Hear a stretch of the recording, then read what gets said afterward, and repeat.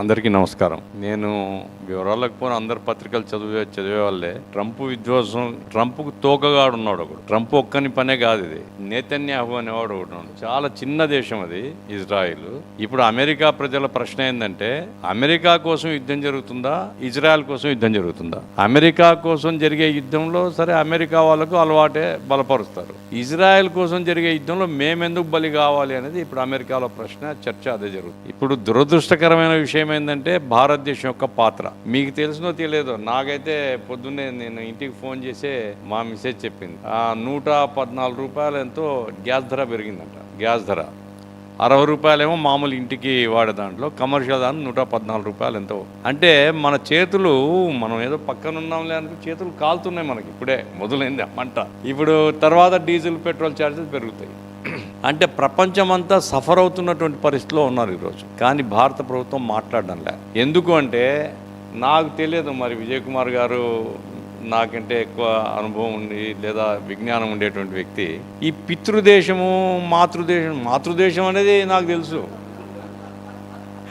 ఇప్పుడు కొత్తగా ఏంటంటే భారతీయులకు పితృదేశం ఒకటి ఉంది అని ఇజ్రాయిల్ వల్లనే ఈ విధ్వంసం మొదలైంది అని.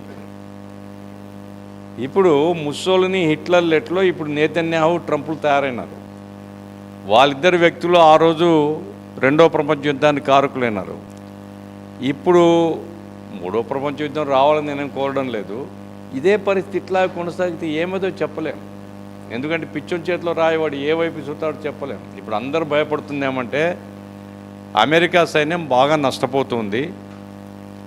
600 మందికి పైగా చనిపోయినారు. దాదాపు 200 మంది, 150-200 మందితో బందీలుగా దొరికినారు ఇరాన్ వాళ్ళకు. ఇజ్రాయెల్ దాదాపు విధ్వంసం అవుతూ ఉంది. ఇరాన్ కూడా విధ్వంసం అవుతుంది. ఇరాన్ ఏదో బాగుందని కాదు, ఇరాన్ కూడా విధ్వంసం అవుతూ ఉంది. వాళ్ళ చమురు మీద దాడి చేసినారు. చివరికి నీళ్లు, సముద్రం నుంచి నీళ్ళు తయారు చేసుకుంటారు. ఆ నీటి ప్లాంట్స్ మీద కూడా అమెరికా దాడి చేసింది. అంటే దప్పిగత చావాలా? అందరూ భయపడుతుందేమంటే ఇంతవరకే ఉంటారా, అణుబాంబు ఏమన్నా వేస్తారా? ఇది ప్రపంచాన్ని భయపెడుతున్నటువంటి విషయం. ఇది ఒక్క అణుబాంబు వేస్తే 1,00,000 మంది చనిపోతారు. ఏమైతే దేశం, ఏ దేశం మీద పడినా ప్రపంచం అంతా ఇప్పుడు గుండెలు కొట్టుకుంటున్నాయి అందరికీ. ఆ దుస్సాహసానికి పోతారా అనేటువంటి, ఇది చాలా ప్రమాదకరం. భారతీయులుగా మనం శాంతి కాముకులమే కాదు. ఇప్పుడు మొన్న ఇరాన్లో గాంధీ హాస్పిటల్ ధ్వంసమైంది. గాంధీ, ఇరాన్కేం వేరే గాంధీ లేదు. మన మోహన్ చంద్ కరమ్చంద్ ఆయన ఆ పేరుతోనే అక్కడ గాంధీ హాస్పిటల్ ఉంది. దాన్ని వేసేసినారు బాంబు. అయినా మోడీ గారికి చలనం లేదు. ఒక దురదృష్టకర పరిస్థితిలో భారత ప్రభుత్వం, ఇట్లాంటి ప్రభుత్వం ఉంది.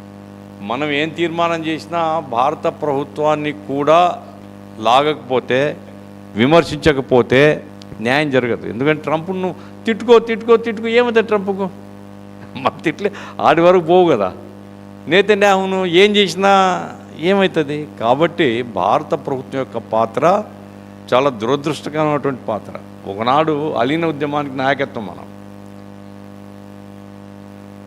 కాంగ్రెస్ పార్టీని విమర్శించే వాళ్ళు ఉండొచ్చు, మిగతా విషయాలు విమర్శించండి. కానీ ఒక ప్రపంచంలోనే యుగస్లోవేకియా, భారతదేశం రెండూ కలిసి అలీన్ ఉద్యమాన్ని నిర్మించినటువంటి ఒక గొప్ప చరిత్ర భారతదేశానికి ఉంది. ఈరోజు ఏమైంది? అది అలీన్ ఉద్యమం పోయింది. నిజంగా అలీన్ ఉద్యమం కనుక బలంగా ఉంటే ధైర్యం ఉండేది కాదు సామ్రాజ్యవాద దేశాలకు. ఈ రకంగా ఎవరి మీదంతా ఇప్పుడు ట్రంప్ ఏమంటున్నాడు, కొత్త సుప్రీం లీడర్ను వాళ్ళెవరు ఎన్నుకునేది, నేను కదా చేయాల్సింది. అరే వాళ్ళు ఇరాన్ వాళ్ళు వాళ్ళ లీడర్ను వాళ్ళు ఎన్నిక చేసుకోవడానికి ట్రంప్కి ఏం సంబంధం అంటే, లేదు నా పాత్ర ఉండాలా. నేతన్యాహు అంటున్నాడు ఎవరున్నా చంపేస్తాం. ఎవరిచ్చాడు వీళ్ళకి అధికారం? ఇరాను ఒక్క దేశంగా పోరాడుతున్నారు. అదే అలీన్ ఉద్యమం ఉంటే ఖబర్దార్, ఈ రకంగా ఇంకో దేశం యొక్క వ్యవహారాల జోక్యం చేసుకుంటే మేము సహించము అనే ధైర్యము చిన్న దేశాలకు కూడా ఉండింది. బీజేపీ ప్రభుత్వం ఉద్దేశపూర్వకంగానే సామ్రాజ్యవాదులకు అనుకూలమైనటువంటి విధానం తీసుకుంటుంది, ఉద్దేశపూర్వకంగా. అందుకోసమే నోరెత్తడం లేదు. దానివల్ల ఏమవుతుంది, మనకు మన గ్యాస్ పెరిగింది, డీజిల్ పెరుగుతుంది. అసలు ప్రపంచంలో ఏమవుతుందో అర్థం కాని మనోళ్ళు 1 కోటి మంది ఉన్నారండి గల్ఫ్లో. భారతీయులు 1 కోటి మంది పనిచేస్తున్నారు. వాళ్ళ భవిష్యత్తు ఏమిటి? 100 కోట్ల రూపాయలు భారతదేశానికి వాళ్ళు ఇస్తున్నారు. 100 కోట్ల, 1000 కోట్లు, 1,00,000 కోట్లు సుమారుగా ఇస్తున్నారు. భారతదేశం యొక్క పరిస్థితి ఏమిటి?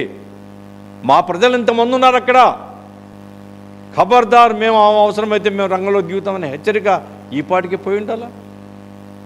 యుద్ధాన్ని ఆపండి, ముందు 2 వైపులా యుద్ధాన్ని ఆపండి. చర్చలకు కావాల్సిన మా దేశంలో మేము పిలుస్తాం, లేదా జెనీవాలో పిలుస్తాం చెప్పి ఉండాలా? ఆ మాటే లేదు. భారత ప్రభుత్వం నోరెత్తడం లేదు. జనం నెత్తి మీద పన్నేయడానికైతే వస్తుంది, ధరలు పెంచడానికైనా వస్తుంది. అరే, ఇట్లాంటి పరిస్థితి ఎందుకు వచ్చింది ఏమిటి అంటే ఆ పితృభావం, పితృదేశ భావం.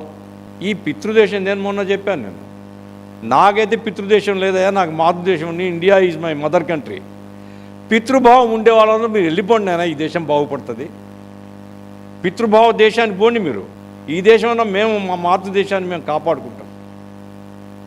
ఈ రకమైనటువంటి భారతదేశం అనాదిగా మన జాతీయోద్యమం నుంచి, జాతీయోద్యమం ఈవెన్ గాంధీ గారు చెప్పారు, పాలస్తీనా పాలస్తీనులదే.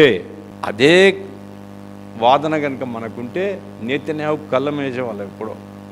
అదే భావన మన భారత ప్రభుత్వానికి ఉంటే ఇంత విధ్వంసం జరుగుతుంటే నోరు మూసుకొని ఉండే పరిస్థితి కాదు.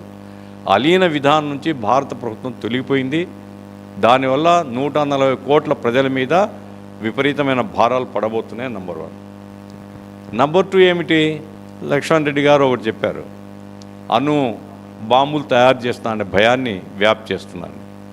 మీరు కనుక యుద్ధం కంటే ముందు రోజు 1-2 రోజులు పత్రికల్లో చూస్తే ఒమన్ విదేశాంగ మంత్రి, ఈరాన్ వాళ్ళు చెప్పినారు పక్కన పెడదాం, ఒమన్ విదేశాంగ మంత్రి వాళ్ళే ఈ రాజీ చర్చలు పెట్టింది.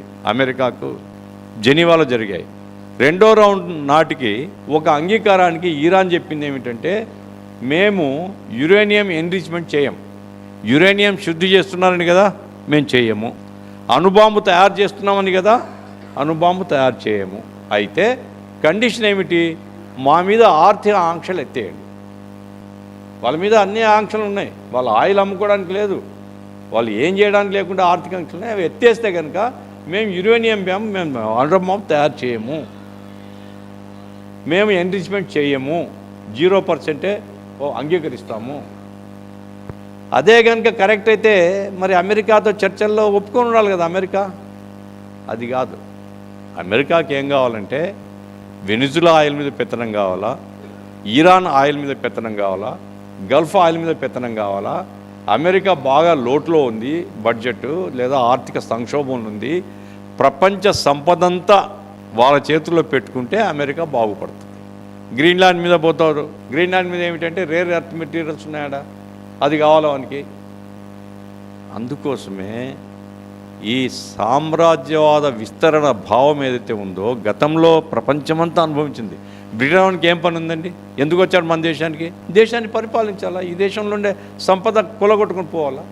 ఇప్పుడు అమెరికా ఆ రోల్ తీసుకుని అన్ని దేశాలను ఆక్రమించుకుంది. ఇప్పుడు నిన్నగాక మొన్న కూడా చెప్పింది ఏమిటి? ఇది అయిపోయిన తర్వాత క్యూబాను ఆక్రమిస్తా అన్నాడు. ఎవరిని బ్రిటన్ కూడా బెదిరిస్తున్నాడు. బ్రిటన్ చెప్తున్నాడు, నేను చెప్తే సైన్యాన్ని పంపవా, ఇది అయిపోయి యుద్ధం అయిపోయి నీ సంగతి చూస్తాను. స్పెయిన్ వానికి విమానవాహక నౌకలు పంపండి, మేము ఇరాన్ మీద దాడి చేస్తామంటే పంపమన్నారు వాళ్ళు. మాకేం సంబంధం, నువ్వు వాళ్ళు ఏం చేసుకోండి, మేము పంపము. స్పెయిన్ వాడిని చెప్పినాడు, మొత్తం వ్యాపార ఒప్పందాలు రద్దు చేసి నీ సంగతి చూస్తాను. వాడు మనలాంటి వాడే వాడు ఉన్నాడు, తలదిక్కుడే. వాడు నీ ఇష్టం వచ్చింది చేసుకో, నీ మాట వినడానికి నేను సబార్డినేట్ కాదు, నా దేశం స్వతంత్ర దేశం, నేను ఎలాంటి ఈ యుద్ధంలో మాకు సంబంధం లేదు, మేము జోక్యం చేసుకుంటాం. అంటే ప్రపంచంలో మొత్తం ప్రపంచాన్ని కబలించాలా, మొత్తం ప్రపంచ సహజ సంపదంతా మాకు చెందాలా అనేటువంటి ధోరణి హిట్లర్లో ఉండింది. 2వ ప్రపంచ యుద్ధం వచ్చింది, ట్రంప్లో ఉంది, నెతన్యాహులో ఉంది. మనం సఫర్ అవుతున్నాం. కాబట్టి మనం 2 తీర్మానాలు రూపంలో, ఒకటి ఇరాన్ యుద్ధాన్ని తక్షణం ఆపండి, ట్రంపు నెతన్యాహుల యొక్క ఈ ధోరణి ఈరాన్ ధోరణి ఏమంటే ఈరాన్ యుద్ధం కోరుకోలే. ఈరాన్ వైపు నుంచి ఈరాన్ని కూడా ఖండించాలి కదంటే, ఈరాన్ మేము రాజీ అవుతాం నాయన అని చెప్తున్నారు. ఎప్పుడు చెప్తున్నారు? ఇప్పుడు సరే వాళ్ళు ఏదో షరతులు పెడుతున్నారు కొన్ని. ఆ షరతుల్లో కూడా అసమంజసమైన లేవు. వాళ్ళు ఏమంటున్నారంటే మేము చర్చలకు వస్తాం, పాలస్తీనా నుంచి ఇజ్రాయెల్ తొలగిపోవాలా, పాలస్తీనా స్వతంత్ర దేశంగా గుర్తించాలా, ఈ గల్ఫ్ కంట్రీస్లో ఉండే అమెరికన్ క్యాంప్స్ ఇక్కడ నుంచి తొలగించాలి అనేది వాళ్ళు ఇప్పుడు పెడుతున్నారు. సరే ఏమవుతుంది, భవిష్యత్తు ఏమవుతుంది మనం చెప్పలేం. ఏమైనా ఒక మనిషిగా, మానవత్వం ఉండేవాడిగా, స్పందించే హృదయం ఉండేవాడిగా ప్రతి ఒక్కరం కూడా ఈ దురాక్రమణ యుద్ధాల్ని ఆపాలి. ఉక్రెయిన్ రష్యా మధ్య యుద్ధం కూడా అది ఆగాలని ప్రపంచం కోరుకున్నది. అక్కడ ఐరోపా వాళ్ళు ఎగేస్తున్నారు యుక్రెయిన్, ఇక్కడ నేతన్యాహు ట్రంప్ కలిసి యుద్ధాన్ని చేస్తున్నారు. మొత్తం అన్ని వైపులు చూసినా అటు యూరోపియన్ యూనియన్, ఇటు అమెరికన్ అండ్ ఈ ఇజ్రాయిల్ ఈ ధోరణి వలన వచ్చింది. ఏమైనా యుద్ధం ఆపి చర్చల ద్వారా సామరస్యంగా పరిష్కారం చేసుకోవాలి. భారత ప్రభుత్వం అలీన విదేశాంగ విధానాన్ని గట్టిగా అమలు జరిపేందుకు చొరవ తీసుకోవాలి. ఈలోగా ప్రజల మీద భారాలు వేయకూడదు. ఇప్పుడు గ్యాస్ ధర ఇంత పెంచితే ఎక్కడ కొనాలండి అర్థం కావడంలే. ఇప్పుడు రేపు పెట్రోలు డీజిల్ ధరలు పెరుగుతాయి అనుకోండి, అన్ని వస్తువుల ధర పెరుగుతాయి. ఆడ ట్రంప్ వాడు యుద్ధం మొదలు పెడితే ఈడ ఇండియాలో మనం ట్యాక్స్ కట్టాలంటే ఎక్కడి నుంచి కడతాం మనం? కాబట్టి ప్రజల మీద భారాలు వేయకూడదు. ఎంత సిగ్గు లేదండి ఈ ప్రభుత్వానికి. ఒక సార్వభౌమాధికార ప్రభుత్వం, మనం మనుషులుగానే భరించలేం. మనం 30 రోజులు నీకు పర్మిషన్ ఇచ్చిన కొనుక్కోవడానికి అంటున్నాడు. అంటే మన దయాదాక్షిణ్యంతో బతుకుతున్నాం మనం. వాడు దయదలిసి కనుకరిస్తే మనం కొనాలా, లేకుంటే లేదా? వాడు నీళ్ళు తాగమంటే మనం తాగాల, వాడు అన్నం తినమంటే మనం తినాలి, లేకుంటే పస్తుండాలా? ఏమీ ఆధిపత్యం? ఎవడ్రా నువ్వెవడు మా మీద పెత్తనం చేయడానికి అనే మాట ఒక్క మాట వస్తుందా ప్రధానమంత్రి నుంచి? ఇది లొంగిపోయిన ప్రభుత్వం ఇది. కాబట్టే భారత ప్రజల్ని ఎడ్యుకేట్ చేయడానికి మనం భారత ప్రభుత్వం కదలాలి. భారత ప్రభుత్వం అలీన విదేశాంగ విధానానికి కట్టుబడి ఉండాలి. అమెరికన్ సామ్రాజ్యవాదానికి మోచేతుల కింద నీళ్ళు తాగేటువంటి దుస్థితి మనకు రాకూడదు.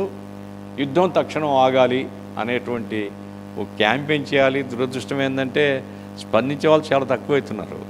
ఎందుకు ఏమో కానీ స్పందించే వాళ్ళు చాలా తక్కువవుతున్నారు.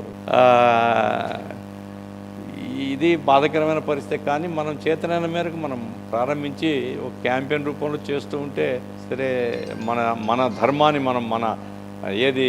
మన కాన్షియస్నెస్కి మనం సమాధానం చెప్పుకుని అవుతుంది. మేము మా చేతనేది మేము చేస్తామని చెప్పుకోవచ్చు. ఏమైనా లక్ష్మణ్ రెడ్డి గారికి నేను అభినందిస్తున్నా. ఎందుకంటే ఈ అంశం మీద లెఫ్ట్ పార్టీస్ కొంత చేస్తున్నాయి, సరిపోదు. అందరం కలిసి ఒక ప్రజల్ని ఎడ్యుకేట్ చేసే కార్యక్రమం చేయాలి. లక్ష్మారెడ్డి గారు చొరవ తీసుకున్నందుకు వారిని అభినందిస్తూ, రాబోయే కాలంలో అందరం కలిసి ఇట్లాంటి వేదికలు, దీంట్లో రాజకీయాలు ఏమున్నాయండి భారతదేశంలో? ఈ విషయం వరకు వచ్చినప్పుడు బీజేపీ వాళ్ళకి రిజర్వేషన్స్ ఉండొచ్చు, ఉదయం కూడా తగాద పడినాం వేరే డిబేట్లో. కాబట్టి మనం ఇక్కడ పార్టీలకు అతీతం, మనం బీజేపీ పేరుతో కూడా విమర్శించాల్సిన పని లేదు. కేంద్ర ప్రభుత్వం 140 కోట్ల జనాభా, ప్రభుత్వం ఒత్తిడి తీసుకొని రావాలా, ప్రభుత్వం చొరవ తీసుకోవాలా, యుద్ధాన్ని ఆపడానికి అన్ని ప్రయత్నాలు చేయాలా. ఈలోగా భారత ప్రజల మీద భారాలు వేయకూడదు అనేటువంటి క్యాంపెయిన్ చేస్తే బాగుంటుందని నేను సెలవు తీసుకుంటున్నాను. నమస్కారం.